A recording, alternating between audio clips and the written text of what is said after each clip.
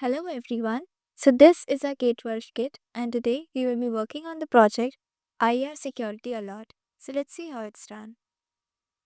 First, we will connect the power to the positive of the IR sensor.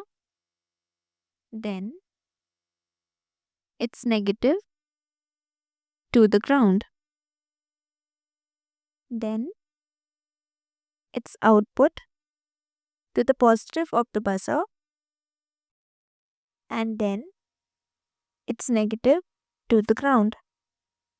Now, when this IR sensor will detect any object, the buzzer will start ringing. Let's see.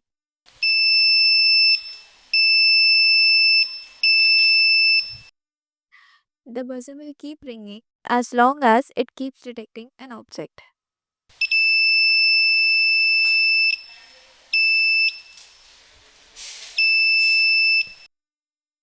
And this is how it's done.